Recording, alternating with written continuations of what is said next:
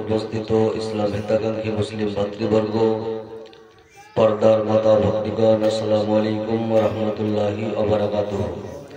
अल्हम्दुलिल्लाहिल्लज़ी अब्दअल अफलाक वल रदीद वस्सलातु वस्सलामु अला मन काना नबिय्यन व आदमु बैनल माइ वत्तीन व अला आलिहि व अस्हाबिहि अजमाइन अम्मा बाद। फ़क़द क़ाल अल्लाहु तआला फ़िल क़ुरआनिल हकीम वल फ़ुरक़ानिल मजीद। औज़ु बिल्लाहि मिनश शैतानिर रजीम। बिस्मिल्लाहिर रहमानिर रहीम। अतीउल्लाह सदक़ल्लाहुल अलीयुल अज़ीम व बल्लगना रसूलुहुन नबियुल करीम व नहनु अला ज़ालिका मिनश शाहिदीन व शाकिरीन वल्हम्दुलिल्लाहि रब्बिल आलमीन। कि मोहम्मद से वफ़ा तूने तो हम तेरे हैं, कि मोहम्मद से वफ़ा तूने तो हम तेरे हैं। ये जहाँ क्या चीज़ है लोहो कलम तेरे हैं। एक बार भक्ति भरे दुरूद पाक पढ़ अल्लाहुम्मा सल्ले अला सय्यिदिना मौलाना मुहम्मद अला आले सय्यिदिना मौलाना मुहम्मद। अल्लाहुम्मा सल्ले अला सय्यिदिना मौलाना मुहम्मद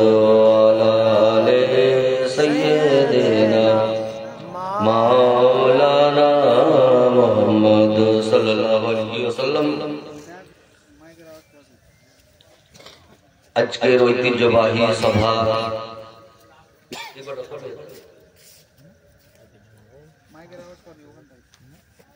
যে উদ্দেশ্যে অনুষ্ঠিত আপনারা প্রত্যেকে অবগত আছেন।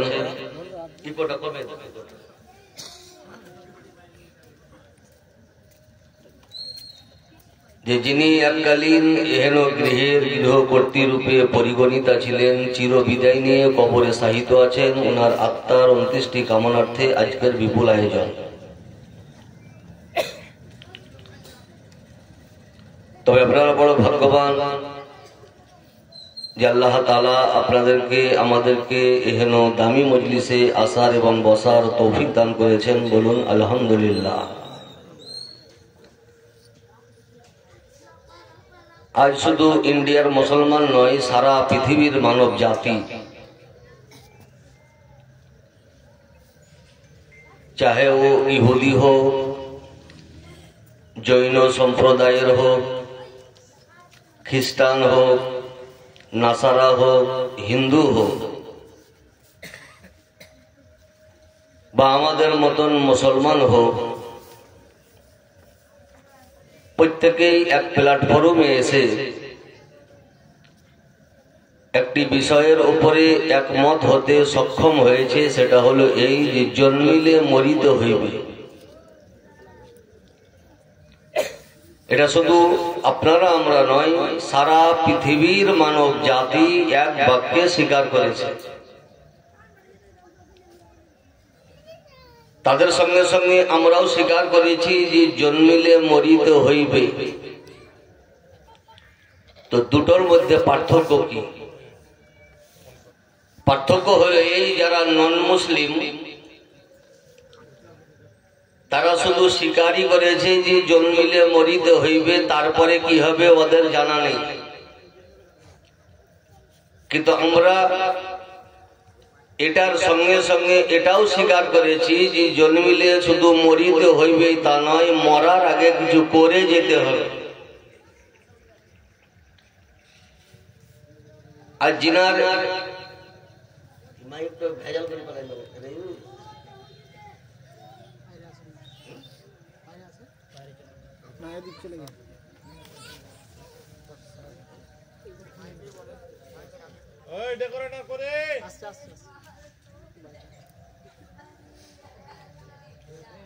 আজ মউত জিনার উদ্দেশ্যে, জিনার ইসালে সওয়াবের উদ্দেশ্যে, জিনার চালিসা উপলক্ষে আমরা হাজির হয়েছি। শুধু মউত ওনার জন্য নয়, প্রত্যেকের জন্য মউত মরে যাবে, কিন্তু মরতে হবে। কারণ সারা পৃথিবীর মানব জাতি দুনিয়াতে যে এসে চিরতরের জন্য নাগরিক সেজে নয়, কিছু দিনের মেহমান সেজে। আর যদি ইন্ডিয়ার কোনো মানুষ বাংলাদেশে যায় তো Aadhaar card, voter card, PAN card দেখাইলে ওকে ঢুকতে দিবে না। ওর জন্য পাসপোর্ট জরুরি। আর শুধু পাসপোর্ট থাকলেই হবে না, কদিনকার জন্য ও যাচ্ছে ফরেন কান্ট্রি, ভিসাও জরুরি। তো যার যতদিন ভিসা সে ততদিন ফরেন কান্ট্রিতে থাকতে পারবে। যেমন ভিসা শেষ, পুলিশে যদি ওকে ধরে তো ডিটেনশন ক্যাম্পে ভরে দেবে। কিন্তু ওই মানুষটাই যদি মডেলে 200 বছর না মরে, আইসিওর লালবাতিও জ্বলে যায় কিন্তু এখনো মৌত হয়নি, থানার বড়বাবু তো দূরের কথা, একটা ট্রাফিক পুলিশও ওকে জিজ্ঞাসা করবে না যে এখনো পর্যন্ত মরণই কেন। তো 10 দিনের জায়গায় 11 দিন হয়ে গেল বাংলাদেশে, তো ওকে ধরবে। আর এই 200-250 বছর আমাদের মডেলে আছে, ইন্ডিয়াতে আছে, মালদা ডিস্ট্রিক্টে আছে, কোন পুলিশ বড় র্যাঙ্কের তো দূরের কথা, কোন ছোট পুলিশও এসে একবার খবর নেবে না যে মরো না কেন। তো পার্থক্য কি? দুটোই তো মানুষ। পার্থক্য হলে এই যে ভিসা পাসপোর্ট করে বাংলাদেশ গেছে, বাংলাদেশের নাগরিক সেজে নয়, মেহমান সেজে। এই জন্য যতদিনের ভিসা ও ততদিনই থাকতে পাবে। কিন্তু মডেলে যে আছে বা নিজের বাড়িতে আছে, এই মেহমান সেজে নয়, নাগরিক সেজে আছে। এই জন্য কিয়ামত পর্যন্ত যদি মওত না হয় তথাপি কোন পুলিশ এসে ওকে বলবে। তদ্রূপ সারা পৃথিবীতে যারাই জন্মগ্রহণ করেছে নাগরিক সেজে নয়, কিছুদিনের মেহমান। তো যার যতদিন ভিসা সে ততদিন থাকবে। 1 সেকেন্ড এদিকেও হবে না, 1 সেকেন্ড ওদিকেও হবে না, নির্ধারিত টাইমে প্রত্যেকের মওত হবে।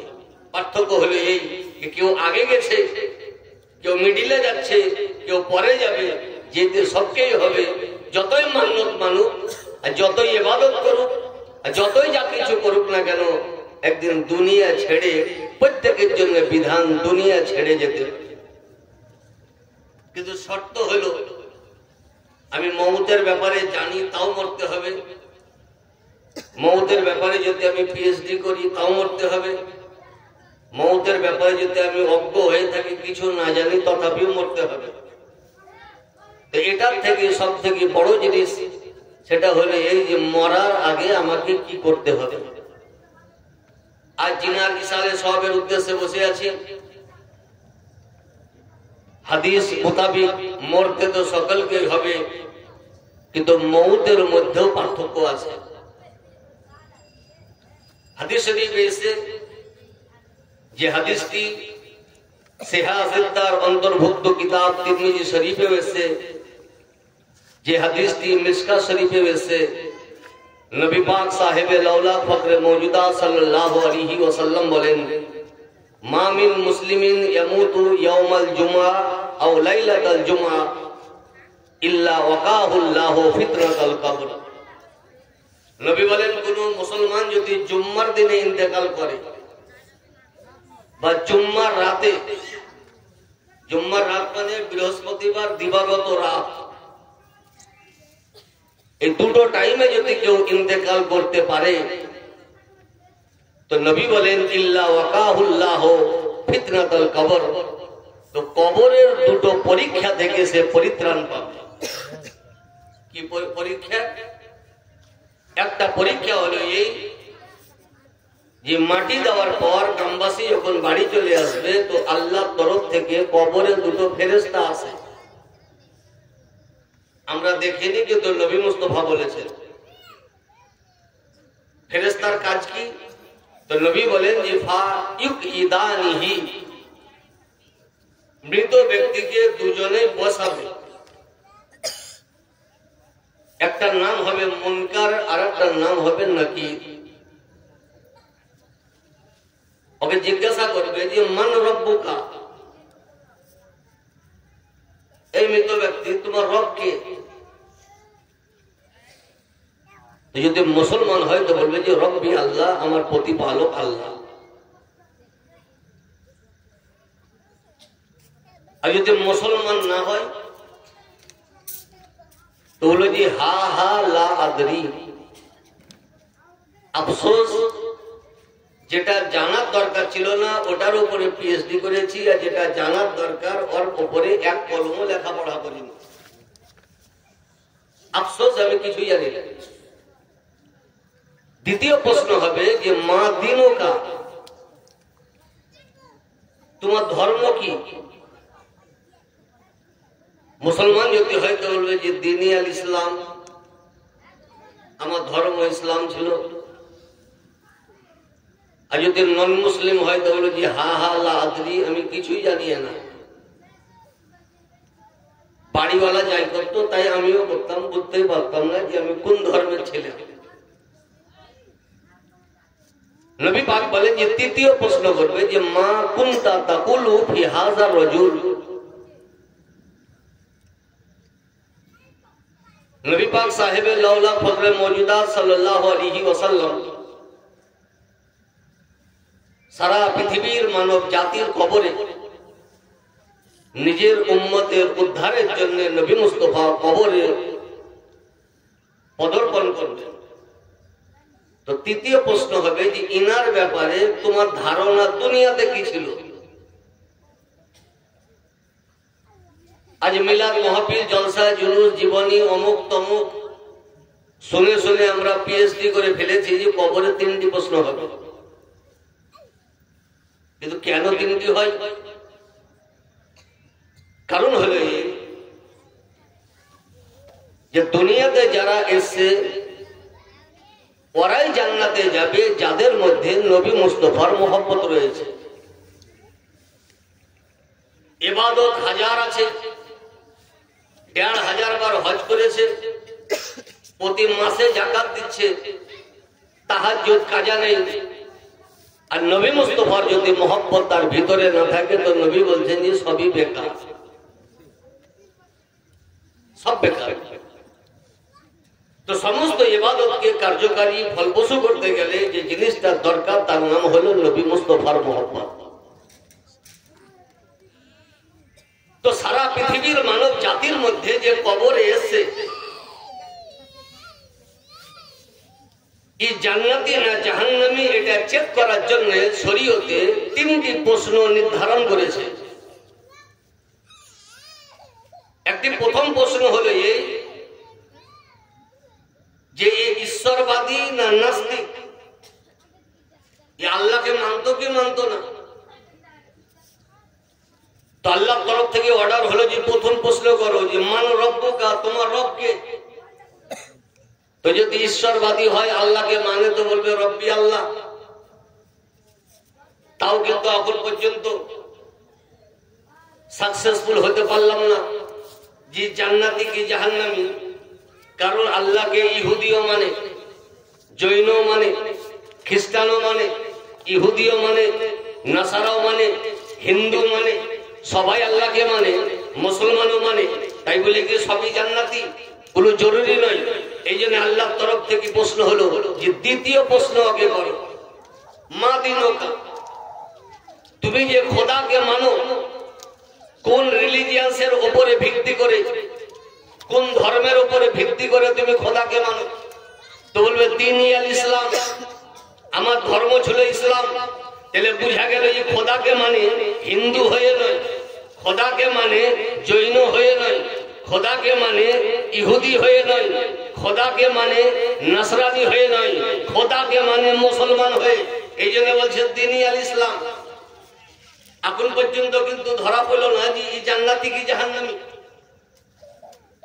কারণ যারা লামুজাহাবি তারাও খোদাকে মানে, যারা দেওবন্দি জামাত তারাও খোদাকে মানে, যারা নবীকে মানে না তারাও খোদাকে মানে, জামাতে ইসলাম খোদাকে মানে, পিস টিভি वाला খোদাকে মানে। তো খোদাকে মাননে वाला অনেক। তো আল্লাহর তরফ থেকে হুকুম হলো যে তৃতীয় প্রশ্ন করো, এবার চেক হবে যে অরিজিনাল খোদাকে মানে কি ডুপ্লিকেট। তৃতীয় প্রশ্ন হলো মা কুনতা তাকুলু ফি হাযা রাজুল, এই যে তোমার সামনে দাঁড়িয়ে আছে মহান ব্যক্তি, ইনার ব্যাপারে তুমি গ্রামে কি বলতা? তো যে যা বলতো কবরে ওটাই মুখে বেরাবে। আজ আলহামদুলিল্লাহ আমরা নবীকে দেখে নি দরুদ পড়ছি, নবীকে দেখে নি নাম শুনে চুম্বন দিচ্ছি, নবীকে দেখে নি মিলাদের শেষে কিয়াম করছি।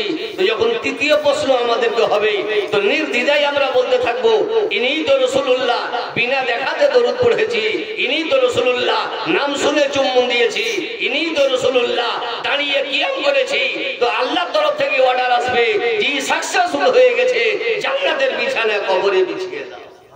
তাহলে বুঝা গেল সারা পৃথিবীর মানব জাতির মধ্যে অরিজিনাল জান্নাতীকে এটা বাছাই করার জন্য আল্লাহর তরফ থেকে নবী মুস্তাফার উপর থেকে তিনটা প্রশ্ন নির্ধারণ হয়ে আছে, কিয়ামত পর্যন্ত থাকবে।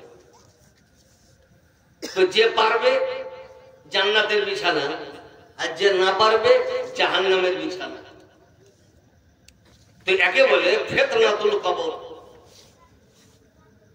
প্রশ্ন হবে, পাস যদি করে তো জান্নাতের সুবহানাল্লাহ বিছানায় আরাম করবে, ফেল যদি করে তো জাহান্নামের বিছানায় কিয়ামত পর্যন্ত শয্যাশায়ী অবস্থায় সে থাকবে। আর নবী মুস্তাফা বলেন কোন মুমিন মুসলমান জুম্মার দিনে বা সুবহানাল্লাহ জুম্মার রাতে যদি ইন্তেকাল করে তো এহেন দুটো ফিতনা থেকে আমি তাকে বাঁচিয়ে নেব, ওর কবরে প্রশ্নও হবে না, ওর কবরে আযাবও হবে না। আজ আলহামদুলিল্লাহ জিনার উদ্দেশ্যে ইসালে সওয়াবের উদ্দেশ্যে বসে আছি, ইনি জুম্মার রাতে ইন্তেকাল করেছেন, হাদিস মোতাবেক ইনার কবরে কোনো প্রশ্নই হবে না। মরতে তো সবাইকে হবে, আর মৌত এমন যে বেছে লিয়া হবে না যে আমার তো শুক্রবার রাইতে দেখিও হবে, মসজিদে মৌলবি পালিয়েছি সামনে সপ্তাহে থাকতে পাবো না, এই সপ্তাহে পূরণ করো, এটা আল্লাহর তরফ থেকে নিয়ামত। আর একটি কথা বলে দিই, মিশকাত শরীফ প্রথম খণ্ড যে হাদিসটি অন্যান্য হাদিসের কিতাবে এসেছে, মায়ের পেটে যখন সন্তানের বয়স 120 দিন, কদিন? বুখারী শরীফ প্রথম খণ্ড 120 দিন। 120 দিন মানে 340, তো 340 মানে 4 মাস, 4 মাস মানে 120। তো আল্লাহর তরফ থেকে ফেরেশতাটা আল্লাহকে বলবে, হে খোদা, এই যে মায়ের পেটে রয়েছে, এখনো লিঙ্গ নির্ধারণ হয়নি, বেটা না বেটি এখনো পর্যন্ত ফয়সালা হয়নি, হে খোদা এই যে পেটে আছে তো ছেলে হয়ে দুনিয়াতে যাবে না মেয়ে হয়ে? 120 দিনের মাথাতে আল্লাহ যেটা অর্ডার হবে লিঙ্গ নির্ধারণ সঙ্গে সঙ্গে হবে, ছেলে তো ছেলে, মেয়ে তো মেয়ে। দ্বিতীয় প্রশ্ন করবে ফেরেশতাটা, হে খোদা, এই যে মায়ের পেটে রয়েছে এই মুমিন হয়ে যাবে না কাফের হয়ে যাবে? দুনিয়াতে এসে মুমিন কাফের হয় না, মার পেট থেকে হয়ে আসে, তবে দুনিয়াতে বুঝতে পারা যায় যে কাফের কি মুমিন। এ কথা এই যে পেটে আছে এই মুমিন হয়ে যাবে না কাফের হয়ে যাবে, আল্লাহর যেটা অর্ডার হবে ওটা সঙ্গে সঙ্গে হয়ে গেল। তারপরে জিজ্ঞাসা করবে ওমার রিজক, হে খোদা এই দুনিয়াতে যে যাবে তো কি কি খাবে? 10 দিন বাঁচবে তো কি কি খাবে? 50 বছর বাঁচবে তো কি কি খাবে? 150 বছর বাঁচবে তো কি কি খাবে? কোথায় খাবে? কোন উপায়ে খাবে? কি অবস্থাতে খাবে? কেমন করে খাবে? পূর্ণ লিস্ট মায়ের পেটের সন্তানের 120 দিনে আল্লাহর তরফ থেকে মোতায়েন হয়ে যায়। ওটা তখন দুনিয়াতে আমলে পরিণত হয়। কে কাকে মিলাদে ডেকেছে তো মিলাদে খেলে, কে জলসায় খেলে, কে 40 খেলে, কে চাহরুমে খেলে, কে বিহাতে খেলে, কিন্তু সিলেট লিস্ট তৈরি হয়েছে মায়ের পেটে যখন ওর বয়স 120 দিন ছিল। তারপরে 3টা যখন হয়ে গেল তারপরে বলবে অমাল আজাল, হে খোদা কি মরবে কবে, ক বছর পাবে? আল্লাহ যেটা অর্ডার হলো সঙ্গে সঙ্গে নির্ধারণ হয়ে গেল। তো 4টি জিনিস পরিপূর্ণ হয়ে গেল মায়ের পেটে। এবার যখন দুনিয়াতে আসছে ছেলে তো ছেলে হয়ে, মেয়ে তো মেয়ে হয়ে, আল্লাহর যেটা অর্ডার হলো মুমিন তো মুমিন, কাফের তো কাফের। কিন্তু নবী পাক সাহেব লাউলা ফখরে মওজুদা সাল্লাল্লাহু আলাইহি ওয়াসাল্লাম বলেন যে একটা মানুষের ভাগ্যে লেখা আছে জাহান্নামী, আল্লাহর তরফ থেকে লেখা আছে যে এই মানুষটা জাহান্নামে যাবে। জাহান্নামে।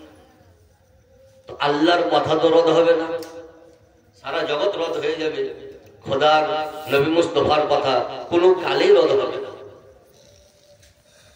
লেখা আছে জাহান্নামী, কিন্তু নবী বলছেন ওই লোকটা এত ভালো ভালো কাজ করবে, এত ভালো কাজ করবে, এত ভালো কাজ করবে যে জান্নাত আর ওর মিডিলে এক হাত এক গজ শুধু ডিস্টেন্স, মানে এক হাত অতিক্রম করলে সে জান্নাত। এত আমল করেছে দুনিয়ায়, ভালো ভালো কাজ, কিন্তু লেখা আছে ওর ভাগ্যে জাহান্নামী। নবী বলেন লাস্টে এমন একটা খারাপ কাজ করবে যে কাজের কারণে সে জাহান্নামী হয়ে যাবে। করলো চিরকাল ভালো কাজ, কিন্তু মরার আগে এমন খারাপ কাজ করে দিল, নবী মুস্তাফা বলেন যে আল্লাহ যে লিখে দিয়েছে ওর ভাগ্যে ওটাই সুবহানাল্লাহ লাস্টে রেজাল্ট হয়ে সামনে আসবে যে ও কাফের, তো খারাপ কাজ করে সে জাহান্নামী হয়ে যাবে। আরেকটা মানুষের ভাগ্যে লেখা আছে জান্নাতি, চিরকাল খারাপ কাজ করলো, আছে কি জান্নাতি, আর কাজ করছে কি জাহান্নামী। নবী মুস্তাফা বলেন লাস্ট মুহূর্তে ওয়ার আর জাহান্নামের মধ্যে এক হাত ডিস্টেন্স, মানে এক হাত পরেও জাহান্নামে চলে যাবে, কিন্তু লেখা আছে ভাগ্যে জান্নাতি। নবী বলছেন লাস্ট মুহূর্তে এমন একটা কাজ করবে যে কাজের কারণে সে জান্নাতি হয়ে যাবে।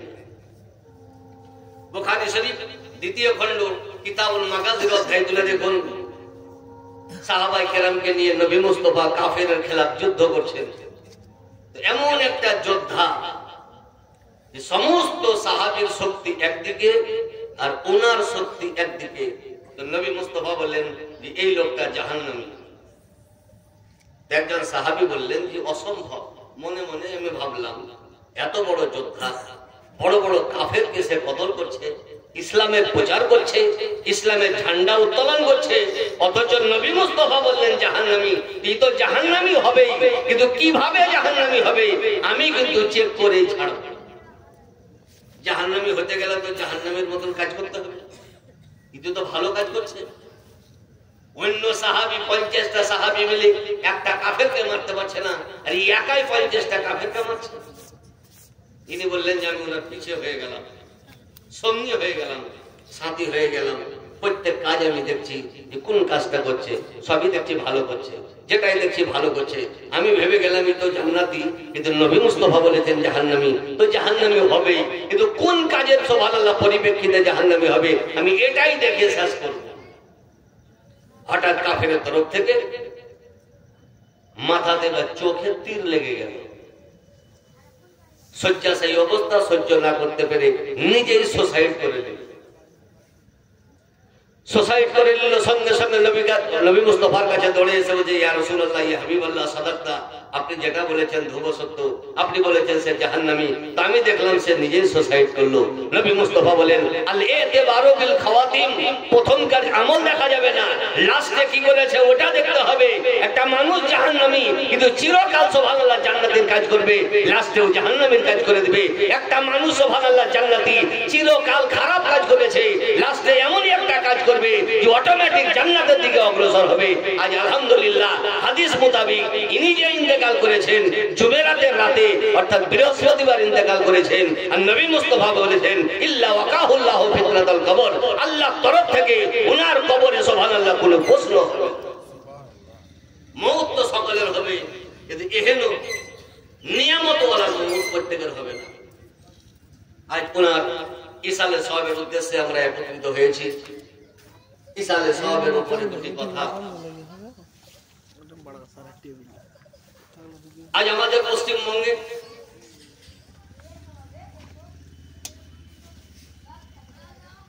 %100 আলেমের মধ্যে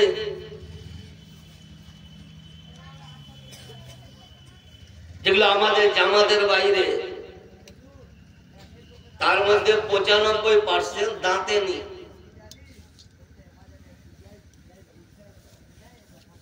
কোনটা সিটি গোল্ড কোনটা সোনা পশ্চিমবঙ্গের লোক বুঝে না।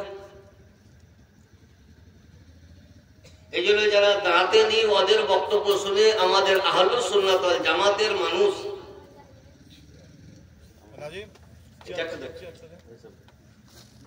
নিজের ঈমানকে নষ্ট করছে।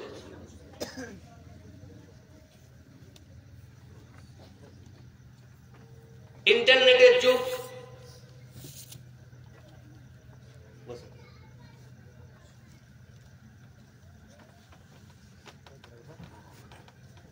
বাতিল ফেরকারা আমেরিকার মদদে, ব্রিটেনের মদদে, সৌদি আরবের টাকার রিয়ালের জোরে প্রত্যাহ কোটি কোটি টাকা আপনার এবং আমার ঈমান নষ্ট করার পিছে ওরা ব্যয় করছে। জমি বিচে নয়, বাগান বিচে নয়, আমেরিকা এবং ব্রিটেন সৌদি আরবের রিয়ালকে খরচা করছে শুধু আপনার এবং আমার ঈমানকে নষ্ট করার উদ্দেশ্যে। একটা ডাক্তার, চাহে আমাদের পশ্চিমবঙ্গের হোক বা বেঙ্গলের ডাক্তার হোক, কোন রোগীকে যদি 550 সুগার হয় তো অপারেশন করবে না। কি করবে? সুগারটাকে নিয়ন্ত্রণে আনবে, কন্ট্রোলে আনবে, লেভেলে আনবে, তারপরে ওটি করবে। কেন করে? আমি একবার জিজ্ঞাসা করেছিলাম ব্যাঙ্গালোরে, যে ব্যাপার কি? ইও রোগী, সুগারওয়ালাও রোগী, এটাকে নিয়ন্ত্রণের ব্যাপারটা কি? ডাইরেক্ট আপনি অপারেশন করেন? যে মৌলানা সাহেব যদি ডাইরেক্ট অপারেশন করি 550 সুগারে, তো রোগী বাঁচবে না। তদ্রূপ সারা পৃথিবীর কাফের ভেবে নিয়েছে যে যার ভিতরে নবী মুস্তাফার মহব্বত, এরা কোন কালে জাহান্নামে যাবে না। যার ভিতরে নবী মুস্তাফার মহব্বত বিরাজমান, সে কোন কালে জাহান্নাম যাবে না। আর সারা পৃথিবীর বেধর্মে কাফের চাইছে যে সারা পৃথিবী জাহান্নামে হয়ে যাক। এই জন্য ওরা কোটি কোটি টাকা খরচা করছে নবী মুস্তাফার মহব্বত থেকে নবীর উম্মতকে দূরে করার জন্য, যাতে আলাদা থাকে। কারণ মহব্বত থাকলে জাহান্নামে হবে না, আর ওরা চাইছে যে সব জাহান্নামে হয়ে যাক। তো হাদিস এবং কোরআনের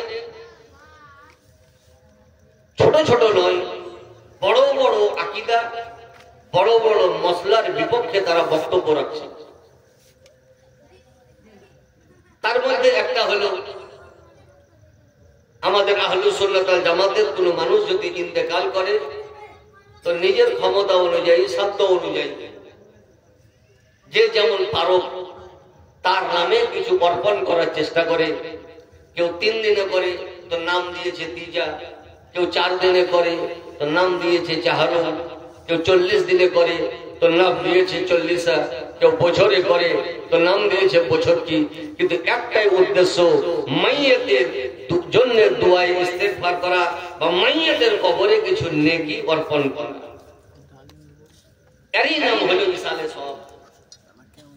ইসালে সওয়াব এমন একটা গুরুত্বপূর্ণ অংশ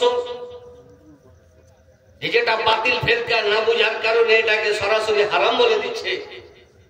কিন্তু শরীয়তে এমন একটা গুরুত্বপূর্ণ পাঠ যে এহেন ইসালে সওয়াব বৈধ কি অবৈধ, জায়েজ কি না জায়েজ, এটা বোঝার জন্য আমাকে কোনো হাদিস খুঁজতে হবে না, কোরআনের কোনো আয়াত দেখতে হবে না। আল্লাহ তাআলা নামাজের একটা অঙ্গ হিসাবে ইসালে সওয়াবকে রেখে দিয়েছে। তাহলে কত গুরুত্বপূর্ণ জিনিস ইসালে সওয়াব। চাহারুন 40 মাইয়াতের জন্য যে আল্লাহ তাআলা নামাজে একটা অংশই রেখে দিয়েছে ইসালে সওয়াব। যেমন 2 রাকাত নামাজ, 1 রাকাত হয়ে গেল, দ্বিতীয় রাকাত রুকু, তারপরে সাজদা, সাজদা থেকে উঠলেন তো ডাইরেক্ট সালাম ফিরে যাবে। এটা সকলের জন্য, যারা ফারাজি তারাও সালাম ফিরাবেন, যে আমরাও সালাম ফিরাবো না, কিছু পড়তে হয়। তো এগুলো পড়তে হয়, এটা দাঁড়িয়ে দাঁড়িয়ে হবে না, বসে বসে পড়তে হয়। এই যে বসে বসে পড়ি, এতে 3টা স্টপেজ। কটা স্টপেজ? 3টি। একটা স্টপেজের নাম হলো তাশাহুদ নামাজে,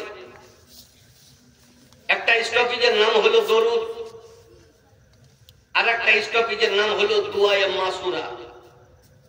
প্রত্যেক ফেরকা যারাই নামাজ পড়ে তাদের নামাজে এই সিস্টেম। কিন্তু পার্থক্য হলো কেউ বুঝি নামাজ পড়ে, কেউ বিনা বুঝাতেই নামাজ পড়ে। তাশাহুদ কেন? আল্লাহ বলছে, হে আমার বান্দা, তুমি যে নামাজ পড়লা তো গ্রামের লোককে দেখাবার জন্য না আল্লাহকে দেখাবার জন্য? তখন আমি সারা বিশ্বের সুবহানাল্লাহ মুসল্লি পড়ছে আত্তাহিয়াতু লিল্লাহি ওয়াস সালাওয়াতু ওয়াত তাইয়্যিবাত। হে খোদা, মালি উপাসনা, শারীরিক উপাসনা, জবানি উপাসনা, বাদানি উপাসনা সব তোমার জন্য, গ্রামবাসীর জন্য নয়, মা বাপের জন্য নয়, আত্মীয় স্বজনের জন্য নয়, কোন আল্লাহর ওলির জন্য নয়, সমস্ত ইবাদতের মালিক তুমি। হে খোদা, এবার কি সালাম ফিরাবো? ওই যে না, নবীর উপরে দরুদ পড়ো। জানের জ্বালায় যে যা পাচ্ছে নবীর উপরে দরুদ পড়ছে। হে খোদা, দরুদ তো কমপ্লিট হয়ে গেল, এখন কি সালাম ফিরা হবে? আল্লাহ বলছে যে না, লাস্টে নবী মুস্তাফা যে দোয়াটা শিখিয়েছে ওই দোয়াটা পড়। কি দোয়া? তো প্রত্যেকেই পড়ে, আমরাও পড়ি, ওরাও পড়ে। আল্লাহুম্মা গফিরলি ওয়ালি ওয়ালিদাইয়া ওয়ালি মান তাওয়ালাদা। সব 40 হয়েছে, নামাজও হয়েছে, 40 হয়েছে, কিন্তু মানে বুঝে না ইন্ডিয়ার লোক। আল্লাহুম্মা গফিরলি, হে খোদা আমাকে মাফ করো। ওয়ালি ওয়ালিদাইয়া, আমার মা ও বাপকে মাফ করো। ওয়ালি মান তাওয়ালাদা, আমার ভাই বোন যারা আছে তাদেরকে মাফ করো। ওয়ালি জামিল মুমিনিনা ওয়াল মুমিনাত, সারা পৃথিবীর যত নর নারী মুমিন মুমিনা আছে প্রত্যেককে মাফ করো। ওয়াল মুসলিমিনা ওয়াল মুসলিমাত, যত মুসলমান আছে সবকে মাফ করো। এ কথা এত দূর পড়লাম, এবার কি সালাম ফিরা যাবে? আল্লাহ বলছে না, এখন তো কনফার্মই হলো না যে মাফ তো তুমি চাইলে যে মাফ করো, তো যারা জীবিত আছে তাদের জন্য না, যারা মরেছে তাদের জন্য। তো সারা পৃথিবীর মুসল্লি বলছে ওয়াল আহিয়া মিনহুম ওয়াল আমওয়াত, হে খোদা যারা জীবিত আছে তাকেও মাফ করে দাও, যারা মরে গেছে তাকেও মাফ করে দাও। ইয়ারই নাম হচ্ছে ইসালে সওয়াব। আমাকে একজন বলেছিল দিনাজপুরে যে হুজুর আপনারা যে ইসালে সওয়াব করেন এটা তো হাদিস শরীফে নাই। নামাজ পড়াবো যে হুজুর নামাজ পড়িয়ে 3 বছর থেকে নামাজ শুরু করে আছে। আমি যে ইসালে সওয়াব কেউ যদি অস্বীকার করে, কোন আলেম যদি অস্বীকার করে যে ইসালে সওয়াব বলে কোনো জিনিস নেই, চাহারুল চাল্লিশা বলে কোনো জিনিস নেই, তো বুঝে নিতে হবে ঝগড়া করার প্রয়োজন নেই। ভাই মৌলবি নামাজ পড়ে না, অথচ নামাজ পড়ে, নামাজের মানে বুঝে না। কারণ আল্লাহ তাআলা নিজের বান্দার উপরে অনুগ্রহ করে নামাজে একটা পার্টি রেখে দিয়েছে, ইসালে সওয়াবের পাঠ। কারণ এহেন পাঠকে যদি নামাজে না রাখা হয় তো নিজের আত্মীয় স্বজনকে মানুষ জীবন ভর ভুলে যাবে, চাহারুল 40 হারিয়ে যাবে। এই জন্য আল্লাহ তাআলা বলেন যে কমসে কম নামাজে এসে নিজের আত্মীয় স্বজনকে ভুলে যেও না, ওনাদের জন্য কিছু দোয়া করো। এরই নাম হচ্ছে ইসালে সওয়াব। আজ ইসালে সওয়াবের উদ্দেশ্যে বসে আছি। মরতে প্রত্যেকেই হবে, কিন্তু মরার আগে আমাদেরকে কিছু করে যেতে হবে। কি করে যেতে হবে?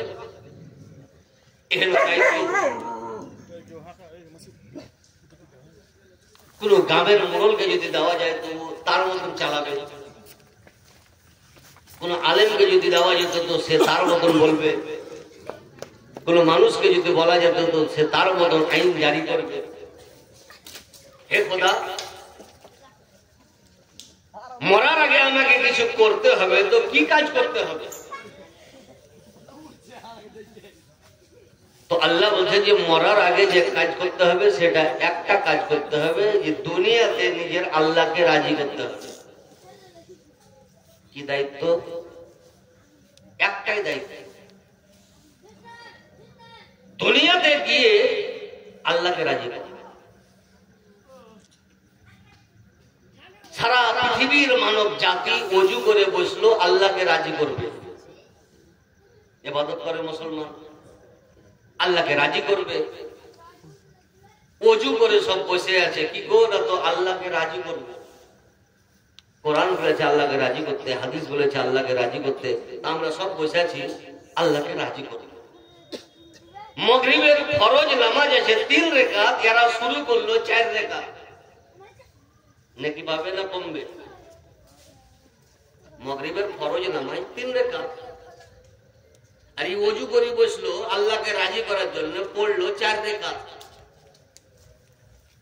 নেকি কমলো না? ওলামা ফতোয়া দিবে যে নামাজটাই বাতিল হয়ে গেল।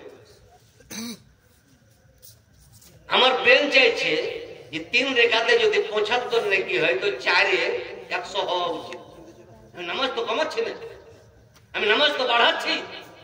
ওলামায়ে কেরাম ফতোয়া দিবে তোমার নামাজটাই বাতিল হয়ে গেল, নামাজটাই ব্যান্ড হয়ে গেল। হে ওলামায়ে কেরাম, আমার নামাজ ব্যান্ড কেন হলো? নেকি তো বাড়া উচিত। বুঝে শোনো, তোমার ইচ্ছা হলো 4 রাকাত, খোদার ইচ্ছা হলো 3 রাকাত। তোমার ইচ্ছায় শরীয়ত চলে না, আল্লাহর ইচ্ছাতে শরীয়ত চলে। এতে কি বুঝা গেল? সারা পৃথিবীর মুসলমান কি বুঝতে পারলো? যে নিজের ইচ্ছায় কিয়ামত পর্যন্ত আল্লাহকে রাজি করা যাবে না। নিজের ইচ্ছাতে কিয়ামত পর্যন্ত কোন বান্দা খোদাকে রাজি করতে পারবে না। ও যতই ইবাদত করুক আল্লাহ রাজি হবে। ফজরের নামাজ আছে ফরজ রাকাত 2 রাকাত, আমি পড়ছি 5 রাকাত, আল্লাহ রাজি হবে না, নামাজ বাতিল। মাগরিব আছে 3 রাকাত, আমি পড়ছি 4 রাকাত, আল্লাহ রাজি হবে না। রমজান বছরে একবার ফরজ, ও আবার রমজান মাসে ফরজ। রোজা যে কোনো মাসে ফরজ নয়, রমজান মাসে ফরজ, বছরে একবার। আর আমি 12 মাস 80টা রোজা রাখছি, রমজানকে ত্যাগ করছি। নেকি বেশি হওয়া উচিত। তো নবী মুস্তাফা বলেন, কোন ব্যক্তি যদি রমজানের একটা রোজা কাজা করে আর জীবন ভর যদি কাজা করতে থাকে, তথাপি রমজানের সমতুল্য হবে। নবী বলছেন, কেউ যদি রমজান মাসে একটা রোজা ছাড়ে আর কিয়ামত পর্যন্ত যদি ও রোজা রাখে, নবী বলছে রমজানের সমতুল্য হবে না। তাহলে একটা রেখে যদি কিয়ামত পর্যন্ত রোজা রেখেও সমতুল্য না হয়, তো কোন মানুষ যদি রমজানের 30টা রোজায় কাজা করে, তাহলে কিয়ামতকে রোজা রাখতে হবে। এর মানে জীবন ভর যদি রোজা রাখতে থাকে, তথাপি রমজানের রোজার যে গুরুত্ব, রমজানের রোজার যে ফজিলত, ফজিলত সে কোনোদিন পাবে না। তাহলে রেখেছে বেচারা 11 মাসে 80টা রোজা, আল্লাহকে রাজি করবে। আল্লাহ বলছেন যে আমি রাজি হইলাম না, তোমার রোজাই হলো না, কারণ আমার ইচ্ছে রমজান মাসে রোজা রাখতে হবে। তাহলে বুঝা গেল নিজের ইচ্ছাতে খোদাকে কোন মানুষ রাজি করতে পারবে না। হে খোদা, যখন তোমাকে রাজি করতে পারবে না, তো ইচ্ছা মোতাবেক ইবাদত করবে। আর যখন মানুষ ইচ্ছা মোতাবেক ইবাদত করবে, তো তুমি রাজি হবা না। আর তুমি যখন রাজি হবা না, তো আমরা জাহান্নামী হয়ে যাব। হে খোদা, আমাদের উপরে দয়া করো, আমাদের উপরে অনুগ্রহ করো, আমাদের উপরে রহমত নাজিল করো। তো কোরআন স্টেজ বাড়িয়ে দিয়েছে আতিউল্লাহ। প্রথম স্টেজ হলো আল্লাহর ইতাআত করো, প্রথম স্টেজ হলো আল্লাহর আনুগত্য করো, প্রথম স্টেজ হলো আল্লাহকে রাজি করো। এ খোদা, এটাই তো আমাদের ইন্ডিয়ার মানুষ পাচ্ছে না। নিজের ইচ্ছাতে তোমাকে রাজি করতে যাচ্ছে, তুমি রাজি হয়েছো না। আল্লাহ স্টেজ বাড়িয়ে দিল আতিউর রাসূলা, নবী মুস্তাফার আনুগত্য করো। হে খোদার ডিউটি তো ছিল তোমাকে রাজি করো, কিন্তু কোরআন যখন খুলে দিলাম তো সব ভালো লাগে, স্টেজ পরিবর্তন হয়ে গেল। আতিউর রাসূলা বলছো, এর মানে নবী মুস্তাফার ইতাআত করো। তো হে খোদা, কাজ কি বেড়ে গেল? আল্লাহ বলছেন কাজ ওটাই থাকলো, পার্থক্য তোমরা বুঝতে পারছো না যে যাতে নবী মুস্তাফা রাজি তাতেই খোদা রাজি, যাতে খোদা রাজি তাতে নবী মুস্তাফা রাজি, আলাদা নয়। তাহলে তোমরা নবী মুস্তাফাকে ফলো করে ইবাদত করো, লোককে ফলো করে নয়, মন্ত্রীকে ফলো করে নয়, নবী মুস্তাফাকে ফলো করে। যে জিনিসে নবী রাজি, অটোমেটিক সেই জিনিসে খোদা রাজি। হয়তো বলে যে তাই হয় যে কেউ, দুটো আলাদা আলাদা জিনিস, দুটো আলাদা আলাদা জিনিস। নবী আলাদা, আল্লাহ আলাদা। আল্লাহ খালিক, নবী মালিক। আল্লাহ মালিক, নবী মালিক। আল্লাহ স্রষ্টা, নবী সৃষ্টি। পার্থক্য আলাদা আলাদা, কিন্তু আল্লাহ তাআলা এহেন ক্ষেত্রে বলে যে জিনিসে নবী মুস্তাফা রাজি, ওই জিনিসে আমিও রাজি। আজ সারা পৃথিবীর মানব জাতির উপরে, মুসলমানের উপরে 5 ওয়াক্ত নামাজ ফরজ। পড়লেও ফরজ, না পড়লেও ফরজ, 5 ওয়াক্ত। গোটা মডেলের লোক 30টা রোজা রেখি ঈদগাহ ময়দানে কাবা শরীফের দিকে মুখ করে যদি দোয়া করে যে হে খোদা, চিরকাল তো 5 ওয়াক্তই পড়লাম, মাঘ মাসের শীতে ফজরটা মাফ করো, বৈশাখ মাস থেকে 6 ওয়াক্ত চালাবো, দোয়া কবুল হবে। মডেলের ঈদগাহতে হলো না, আরফার ময়দানে কেউ যদি দোয়া করে যে মাঘ মাসের নামাজটা কমাও আল্লাহ, ফজরে ওযু করতে পারছি না, বৈশাখ মাসে তখন 6 ওয়াক্ত পড়ে নেব। কাউরি দোয়া কবুল হবে? কোন পীর সাহেবের, কোন মুফতি সাহেবের, কোন লাট সাহেবের কাউরি দোয়া কবুল হবে না। কিন্তু কোরআন তো বলছে উদউনি আস্তাজিব লাকুম, হে বান্দা দোয়া করো আমি দোয়া কবুল করব। হে খোদা, সারা পৃথিবীর মুসলমান আরফার ময়দানে গিয়ে দোয়া করছে যে মাঘ মাসে ফজরের নামাজ মাফ করো। আল্লাহ বলছে অন্য দোয়া কবুল করব, নামাজ কমার দোয়া কবুল করব না। কারণ তুমি নবী মুস্তাফা নয়, এ তো নবী মুস্তাফার ব্যক্তিত্ব যে মেরাজে ছিল 50, নবীর ওসিলাতে কমে গেছে। তোমরা কিয়ামত পর্যন্ত দোয়া করলে নামাজ কমবে না, নামাজ 5ই থাকবে। কেউ যদি কমাইতে যায় তো সঙ্গে সঙ্গে কাফের হবে। কিন্তু নবী মুস্তাফার দরবার আলা হযরত মুজাদ্দিদ দ্বীন ও মিল্লাত, অনেক কিতাবের মধ্যে ওনার একটি কিতাব আল আমন ওয়াল ওয়ালা লিনাইতুল মুস্তাফা বিদাফিল বালা, এটা কিতাব লিখেছেন। ওই কিতাবে একটা হাদিস লিখেছেন কি একটা লোক নবীর কাছে এসে বলছে ইয়া রাসূলুল্লাহ ইয়া হাবিবাল্লাহ আমি মুসলমান হব। নবী বলছেন আলহামদুলিল্লাহ, খুব ভালো জিনিস, আমি তো ইসলাম প্রচার করতে এসেছি। তো হুজুর আমি শুনেছি ইসলাম ধর্মে 5 ওয়াক্ত নামাজ ফরজ। ওই লোকটা বলছে, নবী বলছে জি হ্যাঁ ঠিকই শুনেছো। তো হুজুর আমি মুসলমান হব একটা শর্তে, যে আমি 5 ওয়াক্ত নামাজ পড়তে পারবো না, আমি 2 ওয়াক্ত নামাজ পড়তে পারবো। এই লোক হত্যা কেউ ধরবে কোনো বলবি? সারা পৃথিবীর কোন মানুষ তোমাকে 5 ওয়াক্তই পড়তে হবে, পারো না আলাদা গুনাহগার হয়ে যাবা, কিন্তু পড়তে 5 ওয়াক্তই হবে। কিন্তু হাদিস আজও আছে, কিয়ামত পর্যন্ত থাকবে, সর্বক্ষণে লিপিবদ্ধ আছে। নবী মুস্তাফা বলে শোনো, তুমি 2 ওয়াক্ত পারবা তো তোমার উপরে 2 ওয়াক্ত নামাজ ফরজ, বিশ্বের উম্মতের উপরে 5 ওয়াক্ত নামাজ ফরজ। আল্লাহ নারাজ হলেন না, এক নবী আমি তো 5 ওয়াক্ত ফরজ করলাম, তুমি 3 ওয়াক্ত মাফ কেন করলা? আল্লাহ নারাজ হলেন। বলুন আল্লাহ তাআলা কোরআন শরীফে আয়াত নাযিল করলেন ফালা ওয়া রাব্বিকা লা ইউমিনুনা হাত্তা ইউহাক্কিমুকা ফীমা শাজারা বাইনাহুম সুম্মা লা ইয়াজিদু ফি আনফুসিহিম হারাজাম মিম্মা কাযাইতা ওয়া ইউসাল্লিমু তাসলিমা। আজ যদি আমার বিচার কেউ অস্বীকার করে তো কাফের হবে না? গ্রামের মোড়লের বিচার অস্বীকার করলে কাফের হবে না? সুপ্রিম কোর্টের বিচার অস্বীকার করলে কাফের হবে না? হাইকোর্টের বিচার অস্বীকার করলে কাফের হবে না? কিন্তু কোরআন বলে ফালা ওয়া রাব্বিকা, হে নবী তোমার রবের কসম, তুমি যে জিনিসের বিচার করবে কেউ যদি অস্বীকার করে সঙ্গে সঙ্গে কাফের হবে। এর মানে তুমি যেটা ফয়সালা করেছো এখানে লোকের জন্য 2 ওয়াক্ত ফরজ, ওর উপরে 2 ওয়াক্ত ফরজ, বিশ্বের মুসলমানের উপরে 5 ওয়াক্ত ফরজ। তাহলে বোঝা গেল নবী যাতে রাজি, খোদা তাতে রাজি, আর আল্লাহ যাতে রাজি, নবী মুস্তাফা তাতে রাজি। তাই সারা পৃথিবীতে সমগ্র মুসলমানের প্রতি একটাই সুবহানাল্লাহ ডিউটি, সেটা হলো এই যে দুনিয়াতে এসে নবী মুস্তাফার ফরমান অনুযায়ী, নবী মুস্তাফার সুন্নাত অনুযায়ী চলতে হবে। তো যারা নবী মুস্তাফার সুন্নাত অনুযায়ী চলেছে জানতে হবে তারাই আল্লাহকে রাজি করেছে, আর যারা নবীকে ছেড়ে বসে আছে তারা খোদাকে রাজি নয়, তারা নিজের শরীর ফিট করার জন্য ব্যায়াম করছে। কারণ নবী মুস্তাফা বলেছেন ইবাদত যতই করো, যদি আমার মহব্বত না থাকে তো ইবাদত নয়, ওটা ব্যায়াম করা। আর আল্লাহ এটাই চাইছে যে সমস্ত ইবাদতে যাতে নবী মুস্তাফার মহব্বত থাকে। এই জন্য সারা পৃথিবীতে যত বাতিল ফেরকা সব বেছে বেছে যে জিনিসের নবীর মহব্বত বেশি, এই জিনিসটা ব্যান করার চেষ্টা করছে। ওর মধ্যে একটা হলো দরুদ, দরুদটাও হলো দোয়া। ওর মধ্যে একটা হলো মিলাদের পর, জলসার পর, জুলুসের পর আমরা দাঁড়িয়ে সালাম করি নবী মুস্তাফাকে, এটাও হলো দোয়া। কোয়ালিটি আলাদা আলাদা। দরুদটাও নবীর জন্য দোয়া, সালামটাও নবী মুস্তাফার জন্য দোয়া। নামাজে যে নবীকে সালাম করছি ওটাও নবী মুস্তাফার জন্য দোয়া। কেন? আল্লাহ চাইছে যে হে আমার বান্দা তোমরা জাহান্নামে যেতে রাজি হইও না, কারণ জাহান্নামের আযাব সহ্য করতে পারবে না।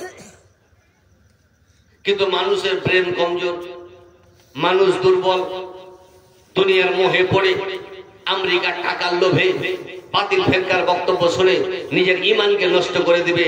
এই জন্য আল্লাহ চাইছে যে কমসে কম ইবাদতে এসে যাতে নবীর মহব্বতে থাকে, কারণ এখানে নবীর মহব্বতে থাকার কারণে সে একদিন জান্নাতি হয়ে যায়। তাই সারা পৃথিবীর বাতিল ফেরকা চাইছে যে কোনো উপায়ে এদের ঈমানকে নষ্ট করা হবে, কারণ তারা নবীকে চিনে না, আর নবীকে চিনছেও কিন্তু টাকার লোভে, টাকার ক্ষমতাতে আজ মানুষ নবী মুস্তাফাকে দূরে রেখে বসে আছে। একটা মুনাফিক শুধু নবী মুস্তাফাকে বলেছিল যে নবীর ক্ষমতা নেই, নবী বন্ধা, নবী পাওয়ারলেস, নবী লিবংশ। নবী মুস্তাফা তো সহ্য করলেন, কিন্তু আল্লাহ তাআলা সহ্য করলেন না। সঙ্গে সঙ্গে নবীর উপরে একটা সূরা নাজিল হয়ে গেল, সূরা কাউসার। ইন্না আতাইনাকাল কাউসার ফাসাল্লি লিরাব্বিকা ওয়ানহার ইন্না শানিয়াকা হুয়াল আবতার। সূরাটা দেখতে ছোট, আকারে ছোট, লিখতে ছোট, বলতে সুবিধা, কিন্তু ওলামায়ে কেরাম ব্যাখ্যা দিয়েছেন যে সারা পৃথিবীর মানব জাতি এক প্ল্যাটফর্মে বসে একসঙ্গে ঘন্টি বাজিয়ে যদি লিখতে শুরু করে, কিয়ামতের সকাল চলে আসবে, কিন্তু সূরা কাউসারের ব্যাখ্যা শুরুই হবে। কার জন্য? সারা পৃথিবীর মানব জাতির কথাও ওটাতে নেই, সারা পৃথিবীর মাখলুকের কথাও ওখানে নেই। সূরা কাউসারের যে কথাটি আছে সবই নবী মুস্তাফার প্রশংসার ব্যাপারে কথা আছে। তাহলে আল্লাহ তাআলা নিজের ইসলাম ও ঈমানকে এমন ভাবে রেখেছে যে প্রত্যেক জায়গাতে শুধু নবী মুস্তাফাকে রেখে আছে। আর আজ মানুষ চাইছে যে বান্দা নবী থেকে যাতে আলাদা হয়, উম্মত নবী মুস্তাফা থেকে যাতে আলাদা হয়। আর টাকার কারণে কোরআন ও হাদিসের মোটা মোটা খেলাফ বলছে, কিন্তু আমাদের মতন দুর্বল মুসলমান বুঝতে পারে না। বাংলাদেশের এক বক্তা কিছুদিন আগে আমার মতন মৌলবীকে নয়, ভারতের কোন নাগরিককে নয়, স্বয়ং নবী পাক সাল্লাল্লাহু আলাইহি ওয়াসাল্লামের মতন ব্যক্তিত্বকে, নবী মুস্তাফাকে সরাসরি রাখাল বলেছে। অনেকে শুনেছে। আমাকে কেউ যদি রাখাল বলে তো কোনো গুনাহ হবে না, কোন মানুষকে কেউ যদি রাখাল বলে তো কোনো গুনাহ হবে না, কিন্তু নবীকে কেউ যদি রাখাল বলে তো কি হবে? আমাদের হানফি জামাতের বিখ্যাত ফতোয়ার কিতাব ফতোয়ায়ে শামিতে লিখছে, ইয়াম্মা রাজুলিল মুসলিমিন সাব্বা রাসূলুল্লাহ সাল্লাল্লাহু আলাইহি ওয়াসাল্লাম আও কাযাবাহু আও আবাহু আও তানাক্কাসাহু ফাকাদ কাফারা বিল্লাহি ওয়া বানাত মিনহু ইমরাতুহু। উনি বলেন যে কোন মানুষ কলমা পড়নেওয়ালা নবীকে যদি গালি দেয়, আও কাযাবাহু নবীকে যদি মিথ্যুক বলে, আও আবাহু নবী মুস্তাফার উপরে যদি কোনো দোষ ত্রুটি লাগায়, আও তানাক্কাসাহু কোন কথা নবীকে ছোট করার জন্য যদি বলে, ফাকাদ কাফারা বিল্লাহ সে সঙ্গে সঙ্গে কাফের হয়ে যাবে। ওয়া বানাত মিনহু ইমরাতুহু, আর যদি স্ত্রী থাকে ওকে তালাক দিতে হবে না, অটোমেটিক আলাদা হয়ে যাবে। কারণ বিশ্বকে কাফের রাখাল বললে কোনো ক্ষতি হবে না, কিন্তু কোরআন বলে নবী মুস্তাফাকে রাখাল বললে ঈমান থেকে হাত ধুতে হবে। আজ মৌলবি সেজে নবী মুস্তাফাকে রাখাল বলছে, আর ইয়াদেরই বক্তব্য পকেটে শুনে বেড়াইছে। নামাজ পড়ার নাম জান্নাতি নয়, 60টা রোজার নাম জান্নাতি নয়, প্রতি মাসে যাকাত দেওয়ার নাম জান্নাতি নয়। 72 দল সুবহানাল্লাহ নামাজ পড়বে, 72 দল রোজা রাখবে, 72 দল হজ করবে, যাকাত দিবে, কিন্তু পার্থক্য হলো এই, এক দল নবীর মহব্বতে ইবাদত করবে, আর এক 72 দল নবীকে ছেড়ে ইবাদত করবে। আর আল্লাহ বলে আমি প্রথমেই জানিয়ে দিয়েছি, যারা নবীকে ছেড়ে তাদের ইবাদত নয়, যারা নবীকে ধরে আছে তাদেরই অরিজিনাল ইবাদত। সে দলটির নাম হলো আহলুস সুন্নাত ওয়াল জামাত। আর চতুর্দিকে আর মোবাইল হয়ে, ইন্টারনেট হয়ে, কম্পিউটার হয়ে, আর নিত্য নতুন টেকনোলজি হয়ে প্রতি সেকেন্ডে মানুষের ঈমানকে নষ্ট করছে, কিন্তু আমরা বুঝতে পারছি না। দিন বা দিন কোরআন ও হাদিস থেকে আমরা দূরে সরছি। আর সব থেকে একটা সুবিধা পেয়ে নিয়েছে, যে আমাদের আহলুস সুন্নাত ওয়াল জামাতে শুধু পশ্চিমবঙ্গে নয়, গোটা ভারত ব্যাপী 95% জলসা হচ্ছে রাত জাগা, কাজের জলসা একটা হয় না। 95% জলসা আমাদের ইন্ডিয়াতে শুধু রাত জাগা, 5% জলসা হচ্ছে। 100টা যদি জলসা হয় তো জানবেন যে 95টা জলসা শুধু রাত জাগলে ফজর কাজা করবে। কারণ অজল গজল মজল এতে পাগল, যে হাদিস বুঝে না ও নবীর জীবনে করে বেড়াইছে, যে আইন বুঝে না উকিল সেজে বসে আছে, যে আইন বুঝে না ও জজ সেজে বসে আছে, রাখালকে রাজার পাট দিয়ে দিয়েছে, তো যাত্রা তো খারাপ হবে। কিন্তু সিস্টেম গায়ের মুকাল্লিদদের, যদিও তারা বাতিল, সিস্টেম ওহাবীদের, যদিও তারা বাতিল, ওদের যারা দাঁতে নেই ওরা স্টেজে চান্সই পাবে না, যেগুলা দাঁতে আছে ওইগুলা চান্স পাবে। আর আমাদের কুন্টো দাঁতে আছে, কুন্টো দাঁতে নেই, শুধু কোরবানির গরুকে দেখছি, মানুষকে দেখিয়ে না, তো সুযোগ তো পাবে ওরা। একটা গ্রামকে পথভ্রষ্ট করতে হবে 1.5 মিনিট লাগবে না, কারণ আমার তো ভিত মজবুত নেই। আজ ভূমিকম্প আসছে তো বাড়ির দেওয়াল ভেঙে যেছে, কিন্তু তাজমহল সহ্য করছে, কারণ কি ওর নিচে সেরকম টেকনোলজি করা আছে। আল্লাহর হুকুম হবে ভেঙে যাবে আলাদা কথা, কিন্তু টেকনোলজির ভিত্তিতে এখনো টিকে আছে। আমাদের টিকে নেই, তার কারণ কি আমাদের ভিটি মজবুত নাই। তো ইসলামে সুবহানাল্লাহ জলসা জুলুস হয় ঈমানকে মজবুত করার জন্য, আর আমাদের জলসা জুলুস হচ্ছে ঈমানকে কমজোর করার জন্য। বাংলাদেশের মৌলবী তো সুযোগ পাবে, ইন্ডিয়ার গায়ের মুকাল্লিদ তো সুযোগ পাবে, দেওবন্দিরা তো সুযোগ পাবে। এখানে সুযোগ আজ আমরা করে দিয়েছি। আল্লাহ তাআলা কোরআনে বলে আতিউল্লাহ, এর উপরে তো সকলের আমল আছে, কিন্তু আতিউর রাসূল যে লাস্টে আল্লাহ তাআলা বলেছেন 72 দল এটাকে ছেড়ে বসে আছে, আর একটা দলের উপর আমল করছে, তার নাম হলো আহলুস সুন্নাত ওয়াল জামাত। যে আল্লাহর ইচ্ছা কিয়ামত পর্যন্ত কোনো মানুষ জানতে পারবে না, আর কাউরের ক্ষমতা হবে না যে সে আরশে মুআল্লা গিয়ে আল্লাহকে জানবে যে হে খোদা তুমি কেমন করে নামাজ পছন্দ করবা, কিভাবে রোজা রাখলে তুমি পছন্দ করবা, কিভাবে হজ করলে তুমি পছন্দ করবা, এটা জানার সুযোগ কাউরের নেই। এই জন্য আল্লাহ তাআলা সিস্টেম করে দিয়েছে যে যা কিছু জানার নবী মুস্তাফার কাছে জানো, নবী যেভাবে বলেছে ওইভাবে করো, নবী যেভাবে নিষেধ করেছে ওই মতো চলো।